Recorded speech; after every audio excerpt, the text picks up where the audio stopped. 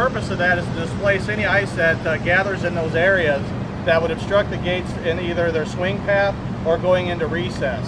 And what I mean by recess is actually opening the gates fully open, because that could cause a problem when we can't get those gates fully open, and that then leads to width restrictions, which then limits the amount of capacity that our tows can bring through the chamber. It also slows down the process when we bring in lots of ice and we can't lock a boat because of the ice that's in the chamber. We got to get rid of it.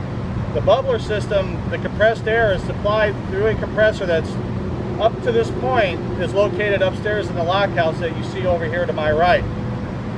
It's an old compressor, and it's so old that we can no longer get parts for it. Anytime that we've had any mechanical issues or any breakdowns, we have to have those parts specially manufactured in order to keep us up and running.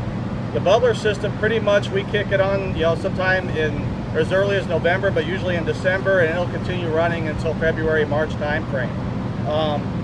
It's a system that before this upgrade, it required a lot of manual labor. And what I mean by that is we would have to run hoses from that corner of the building that you see over there. You can kind of see a pipe that drops down.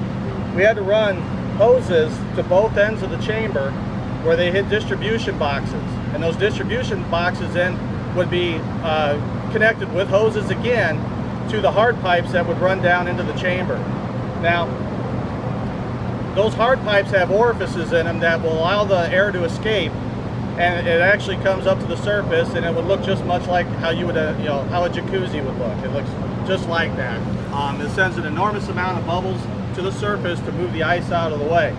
So all those hoses and those distribution boxes and everything have to be deployed at the beginning of the season, at the end of the season, and usually multiple times throughout the winter, simply because we are a low head dam. We frequently do go underwater, even in the winter time. And with that being said, we cannot allow those components to flood. So we have to demobilize and remobilize as the river dictates. What we proposed as the idea of us doing this dewater is that we wanted to have a bubbler system that's more in line with what most other locks have. And it's a bubbler system that requires buried lines. And so what we're doing now is not only we got our buried system, what actually was already put in place back in March. It's right behind me. There's a trench here that we've got stainless steel pipe running to both ends of the chamber. They actually go to those ice piers that you see the high mast lighting on. They go up, and now the distribution valves that used to be in those wooden boxes are located up top out of the flood area, and then it redirects it down to the chamber, in which then you can direct it either to each of the gate recesses or what we call the screen, where we can have bubbles go from one side of the chamber all the way to the far side. So you can operate all the 3 different systems on each end. The missing component at this point, and it's going to be part of the remainder of this project, is getting the new compressor. The new compressor is actually going to be located over here to my right. You can see that wooden handrail.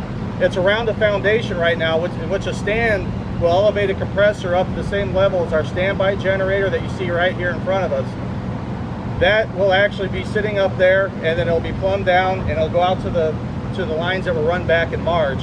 And there's a vault out here. It'll tie into it, and then once all that's connected, then we'll be able to run our compressed air through these lines all the way out into the chamber without having to require any mobilization or demobilization of equipment, hoses, boxes, things like that.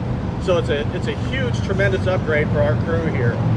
It is something that has been needed for a very long time. As it was mentioned earlier, all that labor back in March was also done in-house. It was a combination of people from both rivers coming together and getting this project done, and I couldn't be happier with the outcome at this point. And